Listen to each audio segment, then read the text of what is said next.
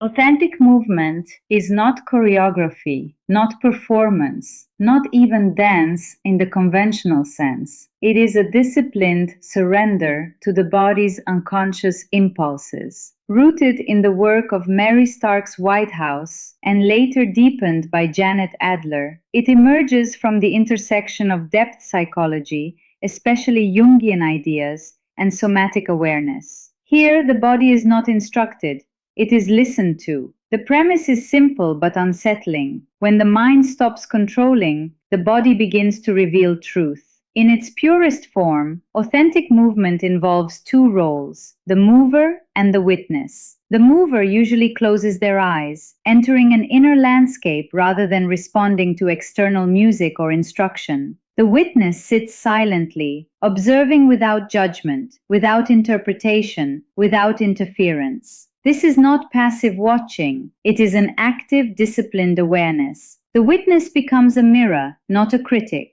And that distinction is everything. Because most people are not seen, they are evaluated. Authentic movement dismantles that habit. The mover begins in stillness. There is no start signal. Movement arises from sensation, an itch, a memory, a tremor, a pull. It may look like nothing, or it may erupt into chaos. The body might curl like a frightened child, shake like suppressed anger, stretch like longing, or freeze like trauma. And here lies the uncomfortable truth. Authentic movement often reveals what structured therapy politely avoids. The unconscious does not speak in polite sentences. It moves in fragments, impulses, contradictions. Psychologically, this process taps into what depth psychology calls the active imagination of the body. Instead of visualizing images, the body becomes the image. A person doesn't imagine fear, they move as fear. This bypasses intellectual defense mechanisms. The body cannot lie as elegantly as the mind. What emerges is often raw, symbolic, and deeply personal. From a therapeutic standpoint, authentic movement works on multiple layers. Somatic release. Stored trauma, especially pre-verbal trauma, often resides in muscular patterns. When movement is allowed without censorship, these patterns begin to shift. Tremors, spontaneous gestures, or even stillness can be part of discharge. Witness consciousness. The presence of a non-judgmental witness rewires relational memory. Many wounds are relational, caused by being unseen, misunderstood, or judged. Here, the nervous system experiences something rare, being seen without being corrected.